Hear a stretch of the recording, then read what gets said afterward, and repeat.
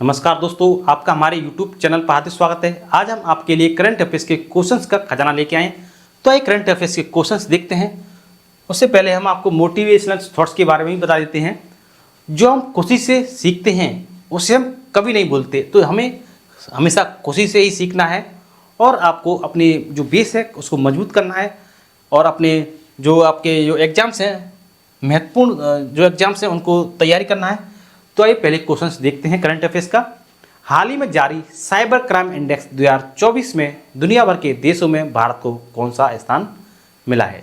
तो भारत को 10वां स्थान मिला है। कौन सा स्थान मिला है? भारत को 10वां। हाल ही में किसे हार्वर्ड द्वारा south Asian person of the year नामित किया गया है? तो अवंतिका बंदनपू को नामित किया गया है। हाल ही में लॉरेंस वेंग किस एशियाई देश के नए प्रधानमंत्री बने हैं? तो ये सिंगापुर के प्रधानमंत्री बने हैं। हाल ही में भारत ने किस देश को 35 एम्बुलेंस और 66 स्कूल बस उपहार में दी हैं? तो ये नेपाल को दी हैं 35 एम्बुलेंस और 66 स्कूल बस। हाल ही में भारत और किस देश ने दोहरे कर बचाव समझौते में संशोधन किया है? तो ये मॉरिशस। हाल ही में किसकी अध्यक्षता में ग्रेट इंडियन बस्टर्ड के संरक्षण के लिए समिति गठित की गई? तो डी.वाई. चंद्रचूड़ है ये, इनकी अध्यक्षता में ग्रेट इंडियन बस्टर्ड के संरक्षण के लिए समिति गठित की गई है। हाल ही में कहाँ पाम संडे का त्यौहार पारंपरिक श्रद्धा और उत्साह के साथ मनाया गया है? तो मिजोरम। पाम संडे का त्यौहार मिजोरम में मनाया गया है, पारंपरिक श्रद्धा और उत्साह के साथ मिजोरम में मनाया गया है। हाल ही में प्रवासन रिकॉर्ड ऊंचाई पर पहुंचने के कारण किस देश ने छात्र वीजा नियम कड़े किए हैं? तो ऑस्ट्रेलिया ने किए हैं, क्योंकि यहाँ पर छात्र हैं, पढ़ने के लिए काफ़ी ज़्यादा पहुँच रहे हैं, तो प्रवासन रिकॉर्ड काफ़ी ऊंचाई पर पहुँच गया है। तो छात्र वीजा नियम इसने ऑस्ट्रेलिया ने कड़े किए हैं। और आपको बता दें कि ऑस्ट्रेलिया के बारे में ICC under 19 men's cricket world cup में ये ऑस्ट्रेलिया ने इसका खिताब जीता है। और आपको बता दें कि वरुण घोष ने ऑस्ट्रेलिया में पहली बार गीता पर हाथ रखकर संसद में शपथ ली है। वरुण घोष ने ऑस्ट्रेलिया में पहली बार गीता पर हाथ रखकर संसद में शपथ लिए। और संयुक्त सैन्य अभ्यास ऑस्ट हिंद 2023 भारत ऑस्ट्रेलिया के बीच पर्थ में आयोजित किया गया है। कहाँ पे किया गया? ऑस्ट्रेलिया के पर्थ में। Next question. हाल ही में भारत से ईवी निर्यात करने वाली पहली बहुराष्ट्रीय कार निर्यात कंपनी कौन सी बनी है? सिट्रॉन बनी है। हाल ही में कौन सा देश 60% कुक प्रबंधित प्लास्टिक कचरे के लिए जिम्मेदार देशों की सूची में शामिल हुआ है? तो ये भारत शामिल हुआ है। 60% कुक प्रबंधित प्लास्टिक कचरे के लिए जिम्मेदार है भारत। हाल ही में ग्रीनफील्ड नोएडा इंटरनेशनल एयरपोर्ट ने फ्यूल पाइपलाइन के लिए किसके साथ समझौता किया है? तो BPCL Bharat petroleum corporation limited के साथ किया है। ग्रीनफील्ड नोएडा इंटरनेशनल एयरपोर्ट ने BPCL के साथ फ्यूल पाइपलाइन के लिए समझौता किया है, भारत पेट्रोलियम कॉर्पोरेशन लिमिटेड। हाल ही में 500 T20 छक्के लगाने वाले पहले भारतीय कौन बने हैं? तो ये रोहित शर्मा बने हैं।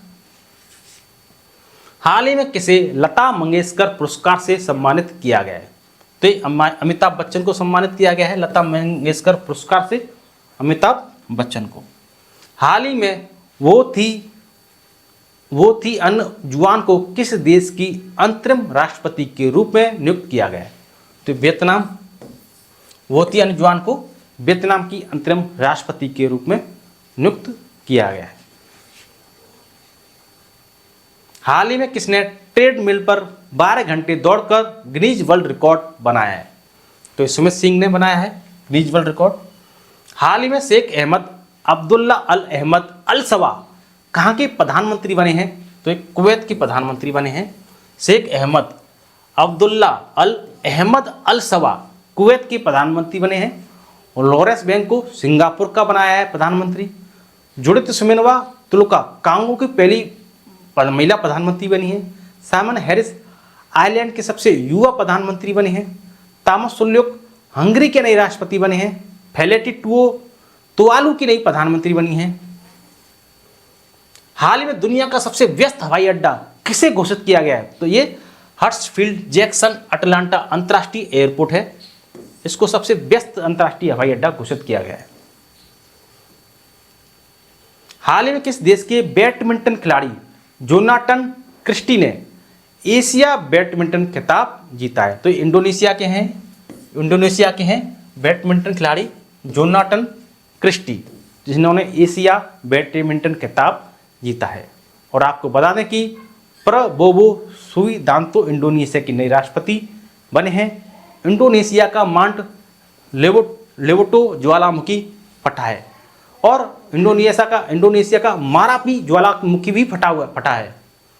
43वां एशियन शिखर सम्मेलन इंडोनेशिया की राजधानी जकार्ता में हुआ है।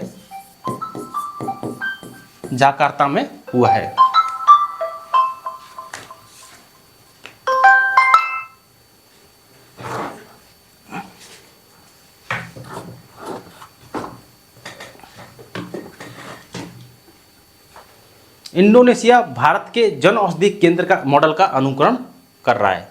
नेक्स्ट क्वेश्चन, हाल ही में किस देश ने 130 किलोमीटर की मारक क्षमता वाली एक्स्ट्रा मार्क 2 मिसाइल का परीक्षण करने की घोषणा की है? तो भारत ने की है। एक्स्ट्रा मार्क 2 मिसाइल का सफल परीक्षण करने की घोषणा भारत ने की है।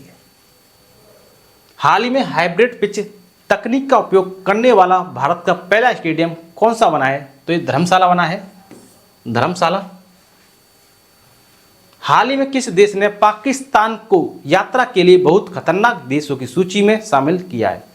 तो यूके ने किया है, यूनाइटेड किंगडम ने इसको किया है। और आपको बता दें कि यूके की बात कि 2023 में दुनिया का सबसे भीड़ भाड़ वाला शहर लंदन बना है।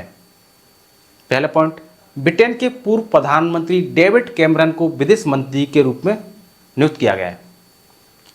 और यूनाइटेड किंगडम ने AI सुरक्षा शिखर सम्मेलन की मेजबानी की है। QS best student cities 2024 ranking में लंदन शीर्ष पर रहा है। तो ये यूके के महत्वपूर्ण बिंदु थे, मैंने आपको बता दिए। हाल ही में किस देश के दीपेन सिंह ने एक ओवर में 6 छक्के लगाने का रिकॉर्ड बनाया है? तो ये नेपाल के हैं दीपेन सिंह, उन्होंने एक ओवर में 6 छक्के लगाए हैं।